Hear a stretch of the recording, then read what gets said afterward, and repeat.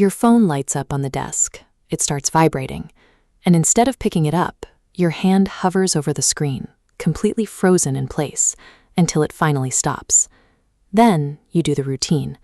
You wait exactly 2 minutes to make it look natural, pick the device back up, and text, "Hey, missed you, what's up?" Right after you hit send, the guilt sets in. You wonder why you can't just do a normal human thing and answer a call, convinced there is some deep antisocial flaw in your wiring. It is easy to write this off as severe social anxiety, a fear that you are simply terrified of interaction. But look closer at when this happens. You experience that exact same chest-tightening panic even when the caller ID shows your best friend, your partner, or a family member you genuinely want to talk to. If you aren't afraid of the person calling, the panic has to be coming from the medium itself. There is a structural flaw in the standard phone call that your brain is rejecting. Highly sensitive, empathetic brains operate like biological supercomputers. They constantly scan their environment for invisible context, the subtle data needed to accurately read a room. In a face-to-face conversation, you process massive amounts of nonverbal information instantaneously. You track micro-expressions, shifts in posture, and exactly where someone's eyes move. A phone call strips all of that away. It drops you into a sensory deprivation chamber, where you are cut off from the physical environment. This chart shows how drastic that drop-off is. Taking a standard voice call deletes roughly 80% of the data your brain relies on to communicate, leaving you with just a tiny sliver of vocal audio. For an empathetic brain, this is a crisis.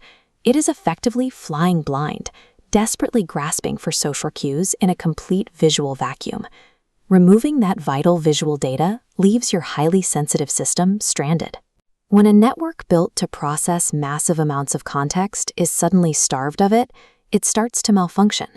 Your brain desperately wants the interaction to be successful, so it refuses to simply accept the missing information.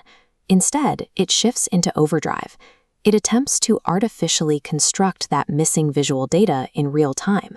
To do this, it hyper-analyzes the remaining data. It scrutinizes fractional pauses, size, and pitch shifts to map out intent. This frantic guesswork multiplies into a massive workload your neurological hardware cannot sustain. This specific drain on your mental resources is called cognitive overload. Your processing power maxes out, leading to a total system crash.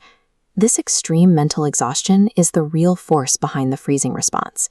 Your brain instinctively braces against an unmanageable processing load the moment the screen lights up. Viewing telephobia through this lens changes the narrative. It emerges as a consequence of a specific biological requirement for high-context information. Hating phone calls is a natural byproduct of a deep biological need for contextual communication.